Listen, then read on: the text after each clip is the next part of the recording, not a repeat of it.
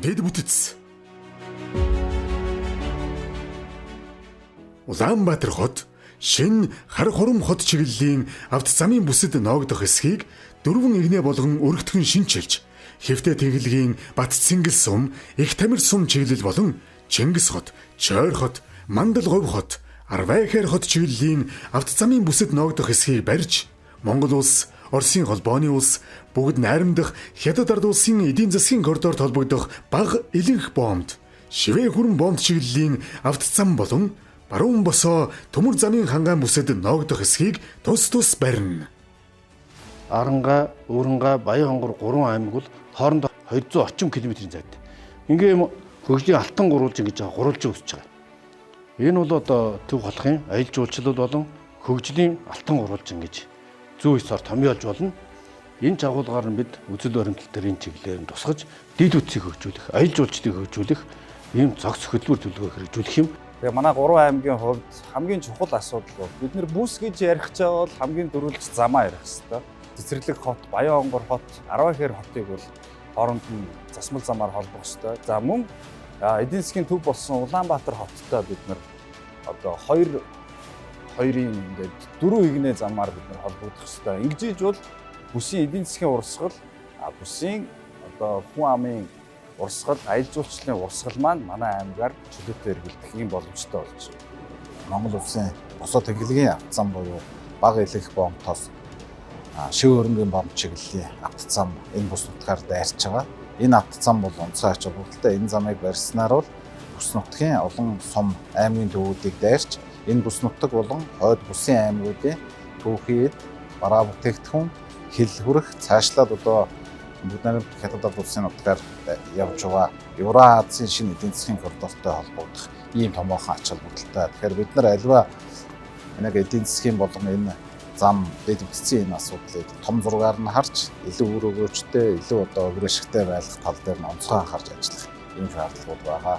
Тэгэхээр энэ том дэд бүтц гэдэг бол үндсэндээ бас хувийн одоо хөвшил хийж чадахгүй, хүн одоо хийж чадахгүй учраас төр одоо заавал одоо бас гэж оролцож шийдэж өгж байгаа нь бол бас одоо хувийн хөвшлийн одоо үйл ажиллагааг бас нэлээ уялдаа холбоотой явуулах.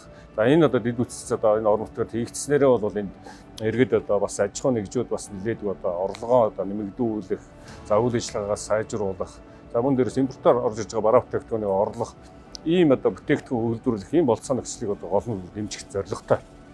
Хангаан бусд аялал жуулчлалыг хөгжүүлэхэд бол яалтчгүй одоо дэд үтц зам одоо шаардлагатай байж байгаа. Одоо эхний ээлжинд бол бид Аранга аймаг, Баянгор аймаг хоёрыг холбосон 200 км авто зам орж байгаа. Энэ авто зам нь бол нэгдүгээр аялал жуулчлалын хөгжлийг дэвсэн, хоёрдугаарт Аранга аймгийн иргэд болон Аранга аймгаар дамжиж Баянгор цаашаа Шинжэслийн замаар дамжиж одоо бас хилтэй холбогдох юм одоо том боломж гарч байгаа. Тийм учраас энэ аялал жуулчлалын дэд үтц бол одоо бас чухал байгаамаа. Тэгэхээр бид энэ аялал жуулчлалын босоо тэнхилгийн авто замыг барьж байгуулснаар Өмнөгөө аймагт очиод байгаа одоо жуулчдаа одоо хангаан бүстэй авчрах ийм одоо боломж олцоо бол нэгднэ. Яг энэ утгаараа одоо бас бүсчилсэн 3 аймаг бол бас одоо энэ талын бодлогуудаа замын тээвэр логистик дандаа хоорондоо ингэж ярьдаг болчиход байгаа. Хуучин бол Баянгор яаж засмал замтай болох вэ гэж боддог байсан бол одоо яаж одоо бид нар эдийн засгийн үргэлжлэлтэй замтай болох вэ гэж яригддаг болж байгаа нь бас одоо энэ бүсчилсэн үйлчлэлийн бодлогын бас томоохон ач холбогдол юм аа. Хэвтэ босоо тэнхилгийн буюу баруун зүүн төрийн бүх замуудын огтлол бий байгаа учраас бид нар бомбын сэргэлт рүүгээ, бомбын гарц руугаа бид нар орохдоо бэлэн байгаа. Тийм учраас 12 хот маань бол энэ дээр бас асуудлыг нэгэн онцгой анхаарч ажиллаж байна. Хоёрт нь бид нар яг үгүй хот төлөвлөлтийн 3 дахь одоо төлөвлөлтийг хийх ёстой. Энэ нь өөрөө яаж юм бол бид нар цаашдаа худалдаа үйлчлэгээ ихсээд хүн ам өсөөд энэ асуудал хөгжөөд ирэнгүүт бид нар яг бол хотын доторх буюу газар доорх инженерийн байгууллага буюу 3 дахь төлөвлөлтийн хот байгууллагыг хийх шаардлагатай байгаа гэдгийг анхаарч байна. Хар хорин хот маань зөвхөн Улаанбаатарын төвлөрлөлийг төдийгүй Монгол улсын төвлөрлөлийг сармжуулах одоо өөр тийш нь хандуулах буюу тэр охины хөндөд хандуулах ийм чухал стратегийн ач холбогдолтой.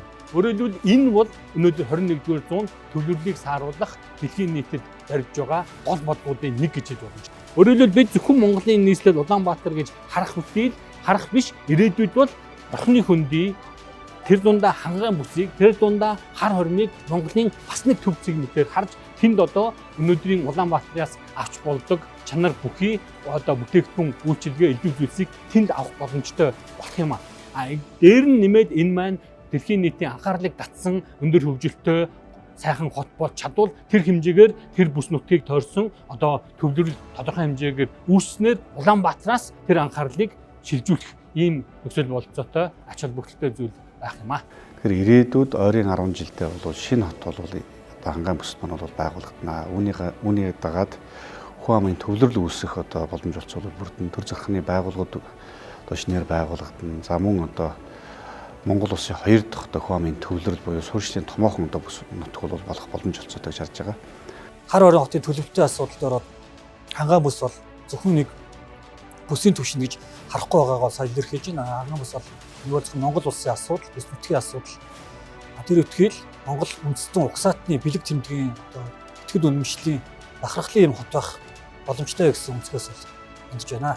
За хотуудыг зөвхөн одоо дотооддоо авч үзэхээс гадна хөрш орнуудын одоо хотуудтай манай улсын 21 аймаг томоохон хотууд яаж одоо ухаалгаар дөтөөр холбогдох уу, кластерын сүлжээнд нэгдэх үү, за ингэж одоо ажилгүйдэл ядуурл үйлдвэрлэл үйлчилгээгээ өсгөх ийм боломж бол хотуудын кластерын хүрээнд бол бий болох юм аа.